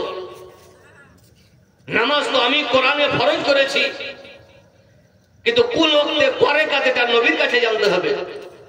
রোজা কোরআনে আমি ফরজ করেছি, কিন্তু ইফতার কিভাবে করতে হবে, সেহরি কিভাবে করতে হবে, কি খেলে রোজা ভাঙবে, এটা নবীর কাছে জানতে হবে। আমি হজ কোরআনে ফরজ করে দিয়েছি, কিন্তু ওকুফে আরফা কিভাবে করতে হবে, এটা নবীর কাছে জানতে হবে। রমিয়ে জিমার কিভাবে করতে হবে, এটা নবীর কাছে জানতে হবে। তপে কাবা কিভাবে করতে হবে, এটা নবীর কাছে জানতে হবে। সাই বাইনা সাফা ওয়াল মারওয়া কিভাবে করতে হবে, এটা নবীর কাছে জানতে হবে। ইহরাম কিভাবে পড়তে হবে, এটা নবীর কাছে জানতে হবে। আমি যাকাত কোরআনে ফরজ করে দিয়েছি, কিন্তু মাসে না বছরে, এটা নবীর কাছে জানতে হবে। প্রত্যেক ইবাদত কোরআনে ফরজ করেছি, কিন্তু কিভাবে করতে হবে এটা নবীর কাছে জানতে হবে। তো যারা নবীকে বেশি ধরেছে তাদের ইবাদত কার্যকারী, যারা নবীকে ছেড়ে আছে তাদের ইবাদত সবই বাতিল হয়ে আছে। আজ আলহামদুলিল্লাহ আমরা মুখে দাবি করছি, কিন্তু খতিয়ে দেখলাম না যে নবী মুস্তাফার কথা অনুযায়ী আমরা চলছি কি নবী মুস্তাফার বিপক্ষে চলছি। এটা মাঝে মধ্যে আমাদেরকে একবার চেক করা উচিত, ঠিক না? ঠিক, শরীর তো 50 বার চেক করছি, কিন্তু ইবাদত জীবনেও চেক করলাম না। ইবাদত চেক করতে হবে। শরীর চেক করার জন্য যেমন মেশিন আছে, ইবাদত চেক করার জন্য মেশিন আল্লাহ দিয়েছে, তার নাম হলো হাদিস ও কোরআন। পড়ে গেলে হবে না, একবার চেক করতে হবে যে হে খোদা তুমি যে মতো বলেছো ওই মতো কি আমরা পড়ছি। তো আল্লাহ তাআলা নিজেকে রাজি করার জন্য স্টেজ দিল দ্বিতীয় আতিউর রাসূলা, নবী মুস্তাফার ইতাআত। হে খোদা, নবী মুস্তাফার ভাষা আরবি, আর আমরা পশ্চিমবঙ্গের নাগরিক, আমাদের ভাষা বাংলা, অ্যাডজাস্ট হবে না। কারণ নবী মুস্তাফা যখন বক্তব্য রাখতেন তো বড় বড় সাহাবায়ে কেরাম নবী মুস্তাফার ভাষা বুঝতে পারতেন, অথচ নবীর ভাষাও আরবি। যিনারা শ্রোতা সাহাবায়ে কেরাম ওনাদের ভাষাও আরবি, বুঝতে পারতেন না। তো যদি আরবি ভাষী হয়েও যদি নবীর ভাষা সম্পূর্ণ না বুঝতে পারে তো আমরা পশ্চিমবঙ্গের নাগরিক হয়ে নবীকে বুঝতে পারবো? এই জন্য আল্লাহ তাআলা আর একটা স্টেজ কমিয়ে দিল আমাদের সুবিধার জন্য, উলিল আমরে মিনকুম, হে বিশ্ববাসী উলিল আমরের আনুগত্য করো। উলিল আমর কি জিনিস? তাফসীরের কিতাবে লিখেছে আই উলিল ইলমে ওয়াল ফিকহে, যারা ইলম ওয়ালা তাদের আনুগত্য করো, যারা মসলা জাননে ওয়ালা তাদের আনুগত্য করো। আজ আলহামদুলিল্লাহ আমরা আহলুস সুন্নাত ওয়াল জামাত ইমামে আযম আবু হানিফাকে ফলো করি, নবীর এগেইনস্টে নয়, নবীকে বুঝার জন্য আজ আমরা ইমামকে ফলো করি। আজ ইমামকেও বাদ দেওয়ার চেষ্টা করছে পৃথিবীর বাতিল ফিরকা। আর যখন ইমামকে বাদ দিবে তো মোটা মোটা মসলা আমাদের সমাজ থেকে দূরে চলে যাবে। আজ ইন্ডিয়াতে এক আন্দোলন চলছে, সে আন্দোলন হলো এই ফরজ নামাজের পর দোয়া উঠিয়ে দিয়েছে, চলবে না তাই বলছে। মাইয়াতকে দাফন করার পর বলছে যে দোয়া চলবে না। আর কোরআন বলছে যে ফরজ নামাজের পর দোয়া করো, ওই টাইমে আমি বেশি দোয়া কবুল করি। তো আল্লাহ বলছে যে আমি দোয়া কবুল করি, আর বান্দা বলছে যে দোয়া চলবে না। বান্দার দিকে ভোট বেশি, কারণ যে কোম্পানি বেশি সাবসিডি দিবে সেই কোম্পানিতে মানুষ টাকা বেশি রাখবে। কিন্তু এটা খতিয়ে দেখে না যেটা চিট ফান্ডে রাখলাম কি এসবিআই রাখলাম। মেলা গরিব মানুষ জমি বিচে চিট ফান্ডে টাকা রেখে দিয়েছে, ফজরের নামাজ কাজা করে অপেক্ষা করছে সকাল কখন হবে, ডবল টাকা হবে, সকাল হবে কি তার আগে ব্যাংক বলাই ভোর হয়ে বাড়ি পালিয়ে গেছে। কে দিয়ে হয় না? কিন্তু যারা স্টেট ব্যাংকে রেখেছে, এসবিআই রেখেছে, কোঅপারেটিভ ব্যাংকে রেখেছে, গ্রামীণ ব্যাংকে রেখেছে, তাদের টাকা এখনো সেফটি আছে। তদ্রুপ বাতিল ফিরকারা এমন সাবসিডি দিতে লাগলো, বিনা ওযুতে কোরআন ছোঁয়া চলবে ওদের। মাঘ মাসে কনকিনাসিতে তো ওদের দিকে ভোট দিবে, বিনা টুপিতে ওদের নামাজ হবে। চাংড়া মানুষ তো যুবকরা তো ওইদিকে যাবে। বিনা ওযুতে বলছে যে নামাজও হবে। কিছুদিন আগে ফতোয়া ছিল তারাবি 8 না 20, তো আমরা 20 ওরা 8, ঠিক আছে। তারপরে নতুন একটা মশলা তৈরি হয়ে গেল যে তারাবি 1 মাসে রমজান মাসে 3 দিন পড়লে হবে, 27 দিন কাজা। মৌলবি বলে আছে তো মানছে। এখন ফতোয়া দিয়েছে জীবনে একবার পড়লে হবে। তোমাদের জীবনে একবার তারাবি পড়লে হবে, আর আমাদের প্রতি রমজানে পড়তে হবে। তা আমাদের দিকে লোক আসবে না, ওই দিকে যাবে। এই যে ফ্যাসিলিটি দিচ্ছে, প্রত্যেক ইবাদতের ফ্যাসিলিটি। টুপি লাগবে না, নিয়ত করতে হবে না, বিনা ওযুতে নামাজ হবে, বিনা ওযুতে কোরআন চলবে। তারপরে ফতোয়া দিল যে আলহামদুলিল্লাহি রাব্বিল আলামিন, এই যে সূরা এগুলো আরবিতে না বললে হবে, বাংলাতেও চলবে। আর কি কম হবে? আমার মন বলে আর কয়েকদিন পর কোরআনকে বাদ দিয়ে নামাজ শিক্ষা বই ভরে দিবে। হয়তো মুসলমান বুঝতে পারছে না। আজ সৌদি আরব ওর নামে মুসলমান, কিন্তু কাজে বড় কাফের। কারণ ওর দেশের অর্ধেক টাকা আপনার এবং আমার ঈমানকে নষ্ট করার জন্য ব্যয় করে, আর অর্ধেক টাকার মধ্যে 2 ভাগ করে 1 ভাগ মসজিদে নববীতে এবং মসজিদে হারামে ব্যয় করে, আর 1 ভাগ সারা আরবের নাগরিকের উপরে ব্যয় করে। তাহলে পূর্ণ টাকাটাও কভার করছে, প্রথমত 2 ভাগ করে। 1 ভাগ আপনার ঈমানকে নষ্ট করার জন্য, আর 1 ভাগকে আবার 2 ভাগ করে 1 ভাগ মসজিদে নববী এবং মসজিদে হারামে ব্যয় করে। ওদের প্রচুর বেতন ইমামদের। আর 1 ভাগ যেটা থাকলো ওটা আরবের যারা নাগরিক আছে ওদের যাতে ব্যয় করে। তাহলে অর্ধেক টাকা শুধু আমার ইমানের পিছনে নষ্ট করছে, আর লাভ কি? কিন্তু আজ আমরা মুসলমান বুঝতে পারলাম না। আজ আলহামদুলিল্লাহ ইমাম যদি কোনো জামাতে আছে তার নাম হলো আহলুস সুন্নাত ওয়াল জামাত, কারণ কোরআন মোতাবেক আমরা চলছি। কোরআন স্টেজ দিয়েছে আতিউল্লাহ, এতেও আমরা আছি। কোরআন স্টেজ দিয়েছে আতিউর রাসূলা, তাতেও আমরা আছি। কোরআন স্টেজ দিয়েছে ওয়া উলিল আমরি মিনকুম, এতেও আজ আলহামদুলিল্লাহ আমরা আছি। আমরা ইমাম ধরি। হাদিস মোতাবেক কিনারা বলেছেন নামাজের পর, ফরজের নামাজের পর দোয়া আছে, আমরা দোয়া করি। কোরআন শরীফে আছে ফরজ নামাজের পর দোয়া করতে হবে, কিন্তু মানুষ জানা সত্ত্বেও আমাদের মতন কম জ্ঞানী মানুষকে বুঝাইতে টাইম বেশি লাগে না, এই জন্য দোয়া থেকে দূরে হচ্ছে। তিরমিজি শরীফের হাদিস, একজন সাহাবী নবীকে জিজ্ঞাসা করছেন, হুজুর আল্লাহ তো দোয়া কবুল করে, কিন্তু কোন টাইমে বেশি দোয়া কবুল করে? তো নবী মুস্তাফা বলেন জাওফাল লাইলিল আখির ওয়া দুবুরা সালাতিল মাকতুবা, গভীর রাতে কেউ যদি দোয়া করে তো আল্লাহ তার দোয়া কবুল করে, এবং প্রত্যেক ফরজ নামাজের পর যে দোয়া করে তার দোয়া আল্লাহ বেশি কবুল করে।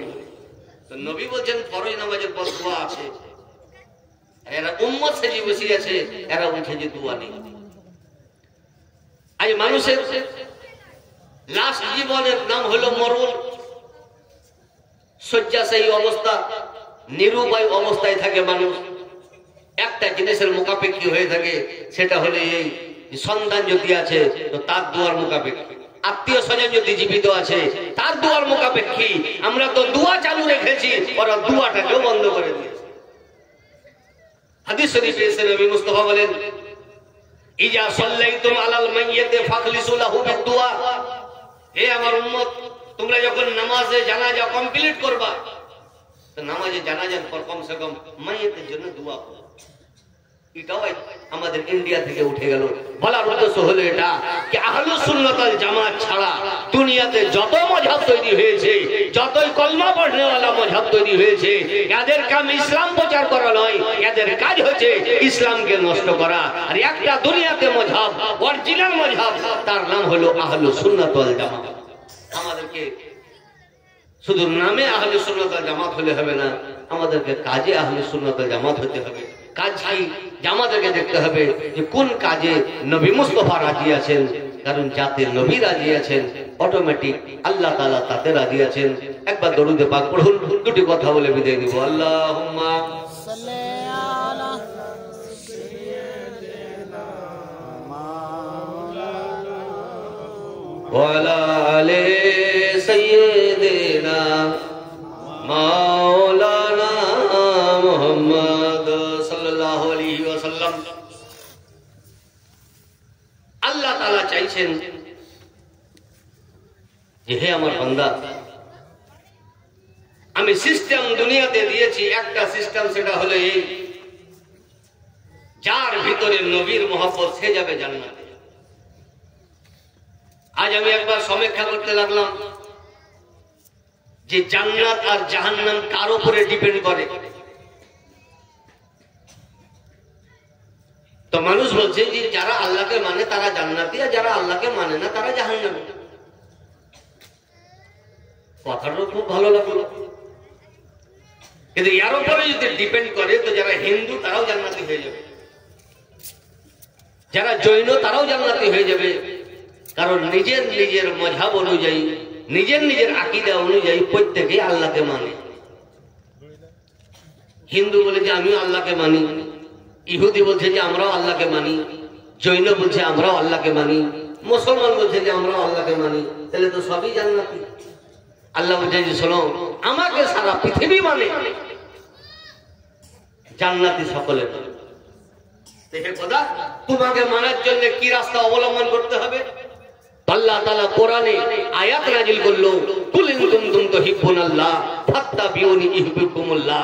হে নবী মুস্তাফা, আপনি সারা পৃথিবীতে জানিয়ে দেন যে তোমরা যদি খোদাকে পেতে চাও তো ডাইরেক্ট খোদাকে পাওয়া যাবে না, নবীর মাধ্যমে খোদাকে পেতে হবে। যারা নবীকে ধরে আছে, জানতে হবে যে তারাই অরিজিনাল আল্লাহকে পেয়েছে। আজ ইহুদি আল্লাহকে মানে, নবীকে মানে না, জৈন খোদাকে মানে, নবীকে মানে না, হিন্দু খোদাকে মানে, নবীকে মানে না, নাসারা খোদাকে মানে, নবীকে মানে না। দুনিয়ার মধ্যে একটা ধর্ম যারা সুবহানাল্লাহ আল্লাহকেও মানে, নবীকে মানে, তার নাম হলো আহলুস সুন্নাত ওয়াল জামাত।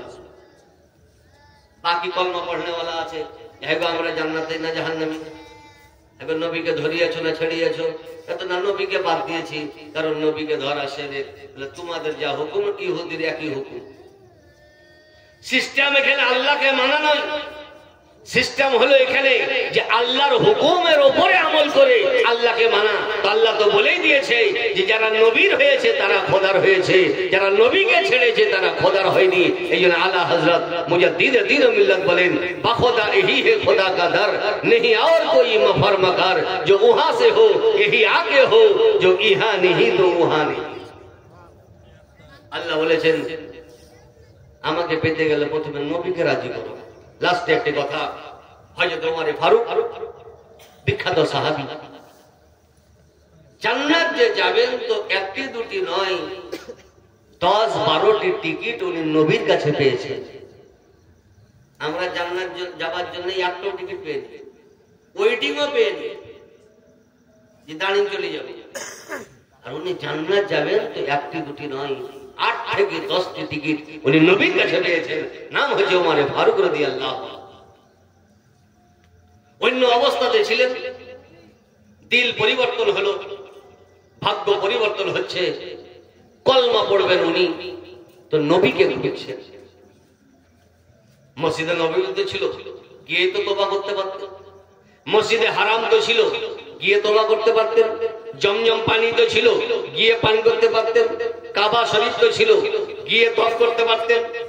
ওকুফে আরফা তো ছিল, গিয়ে ওখানে নামাজ পড়তে পারতেন। সাফা মারওয়া তো ছিল, ওখানে সাই করতে পারতেন। হে ওমর ফারুক, নবীকে কেন খুঁজছো? কাবা শরীফে গিয়ে তওয়াফ শুরু করে দাও, সাই বাইনা সাফা শুরু করে দাও, আরফার ময়দানে গিয়ে কান্না করো, মসজিদে হারামে গিয়ে নামাজ পড়ো, মসজিদে নববীতে গিয়ে নামাজ পড়ো। তোমারে ফারুক বলে যে হে বিশ্বের মানব জাতি, তোমরা দুনিয়া দেখেছো, কোরআন দেখোনি। আমি কোরআন দেখে নবীকে খুঁজছি, কারণ যতক্ষণ পর্যন্ত নবী আমার না হবে, মসজিদে হারাম আমার জন্য মসজিদ নয়, মসজিদে নববী আমার জন্য নয়, কাবা আমার জন্য কাবা নয়, জমজম আমার জন্য জমজম নয়, সাফা মারওয়া আমার জন্য নয়, আরফার ময়দান আমার জন্য নয়। যারা নবীর হয়েছে, কাবা তাদের হয়েছে, নবী যাদের হয়েছে, আরফা তাদের হয়েছে। এতে সবক নেওয়া উচিত যে শুধু মসজিদ থাকলে হবে না, নবীর মহব্বতে মসজিদ হইতে হবে। কোরআন শরীফে একটা মসজিদের নাম আছে। আজ আমাদের পশ্চিমবঙ্গে মসজিদ উন্নতি কল্পে জালসা, মসজিদের নামে চাঁদা হয়, ভালো জিনিস। মসজিদ নির্মাণ করা বিশাল জিনিস, বিশাল নেকি। হাদিস শরীফে এসে যারা মসজিদ তৈরি করে জান্নাতে তাদের জন্য একটা রাজপ্রাসাদ তৈরি হবে, বিশাল ফজিলত। কিন্তু নবী জামানাতে কিছু মানুষ একটা মসজিদ তৈরি করেছিল। মসজিদ নবীকে দাওয়াত দিল যে হুজুর আমাদের মসজিদে আপনি উদ্বোধন করে দিবেন, তারপরে আমরা নামাজটা চালু রাখব। নবী তো দাওয়াত কবুল করলেন, সঙ্গে সঙ্গে রাস্তাতে নবীর উপরে কোরআন নাজিল হচ্ছে, হে নবী, যে মসজিদের জন্য আপনাকে দাওয়াত দেওয়া হচ্ছে, এখানে মসজিদে আপনি পদার্পণ করবেন না, এখানে মসজিদকে আপনি ধ্বংস করে দেন। হাদিসে আছে মসজিদ তৈরি করলে, একটা ইট দান করলে জান্নাতে বাড়ি তৈরি হবে। মসজিদ তৈরি করলে জান্নাতি, মসজিদে ঝাড়ু লাগাইলে গুনাহ মাফ হবে। আর কোরআন বলছে যে এখানে মসজিদকে ধ্বংস করো। কোরআন শরীফ কিয়ামত পর্যন্ত থাকবে। হে খোদা, বুঝতে পারলাম না, কাল তো মডেলে শুনলাম যে মসজিদ তৈরি করলে জান্নাতে বাড়ি, আর কোরআন যখন বলি দেখছি তো মসজিদ ধ্বংস করার অর্ডার দিচ্ছ। আল্লাহ বলছে যে আছে তো বটেই, কিন্তু পার্থক্য তুমি বুঝোনি। মডেল ওয়ালা মসজিদ নবীর মহব্বতে, আর এই মসজিদ সুবহানাল্লাহ মসজিদে জেরার নবীর এগেইনস্টে। এই জন্য যারা নবীর মহব্বতে করেছে তাদের মসজিদ, যারা নবীর মহব্বতে করেনি এটা মসজিদ না, এটা কেলাব। শরীয়তে কেলাব চলবে না, একে ধ্বংস করে। এত তো বুঝা উচিত যে এত দামি মসজিদ তৈরি করেছিল, আল্লাহ বুঝাকে ধ্বংস করে। হে খোদা মেহরাবও ছিল, মেম্বার ছিল, সবই ছিল, ধ্বংস কেন করবো? আল্লাহ বলছে সব ছিল, নবীর মোহাম্মত ছিল না, নবীর মোহাম্মত ছিল না। তাহলে প্রত্যেক জায়গাতে, প্রত্যেক ইবাদতে, প্রত্যেক কাজে, প্রত্যেক কর্মে আল্লাহ তাআলা একটা জিনিস সেট করে রেখেছে যে নবী মুস্তাফাকে ফলো করো। নবীকে ছেড়ে না দুনিয়াতে লাভ, নবীকে ছেড়ে না আখিরাতে লাভ। এই জন্য বহু পূর্বে ভারতবর্ষের বড় স্কলার আল্লামা ডাক্তার ইকবাল বলেছিলেন, তরিকে মুস্তাফা কো ছোড়না হে ওয়াজহে বরবাদি। চিরকাল ইবাদত করলো, লাস্টে গায়ের মুকাল্লিদের কথা শুনি পদের দিকে হয়ে গেল। তাহলে 65 বছর ইবাদত করলো, আর 5 বছর ওদের ইবাদত করি, পূর্ণ জীবনের ইবাদতকে নষ্ট করে দিল। কারণ কি? কারণ সে নবীকে চিনে না। তরিকে মুস্তাফা কো ছোড়না হে ওয়াজহে বরবাদি। আজ আমরা যে বরবাদ হয়ে গেলাম, লাঞ্ছিত হচ্ছি, দিন বা দিন সুবহানাল্লাহ শরীয়ত থেকে হটে যাচ্ছি, ধর্ম থেকে হটে যাচ্ছি। কারণ হলো এই যে আমরা নবীকে ভুলে বসে আছি। तरीके मुस्तफा को छोड़ना है वजह बर्बादी, इसी से कौम मुस्लिम हुई है जमाने में बेइख्तिदार अपनी। এই কারণে আজ আমরা মুসলমান সুবহানাল্লাহ ইউপি যেতে ভয় করছি, এলাহাবাদ যেতে ভয় করছি, অযোধ্যা যেতে ভয় করছি, কারণ নবীর মহব্বত আমাদের ভিতরে নেই। এখন আমাদেরকে কি করা উচিত? এখানে 2025-এ উনি বলেছেন হামে করনি হে শাহনশাহ হে বাতহা কি রেজা জুই। এহেন সিচুয়েশনে আমাদের উচিত হবে কোন জিনিসে নবী মুস্তাফা রাজি হবে, কি করলে নবী রাজি হবেন। কার ও হয়ে গয়ে তো রহমতে পরওয়ারদিগার আপনি, কারণ নবী যদি রাজি হয়ে যান অটোমেটিক আল্লাহ তাআলা রাজি হয়ে যাবেন। আজ আলহামদুলিল্লাহ আমরা ইসালে সওয়াবের উদ্দেশ্যে বসে আছি, ওনার জন্য প্রত্যেকে দোয়া করব। কারণ ইসালে সওয়াব এমন একটা গুরুত্বপূর্ণ সুবহানাল্লাহ আমল, গুরুত্বপূর্ণ একটা জিনিস যে আল্লাহ তাআলা চাইছে যে হে আমার বান্দা বান্দি, কেউ যদি ইন্তেকাল করে গেছে তো তাদেরকে তোমরা ভুলে যেও না, এহেন দিন তোমাদেরও হবে। যারা চলে গেছে সেদিন শুধু তাদের নয়, যারাই জন্মগ্রহণ করেছে সেই দিন তোমাদেরও হবে। এই জন্য একটা সিস্টেম করে নাও, যারা চলে গেছে তাদেরকে ভুলিও না।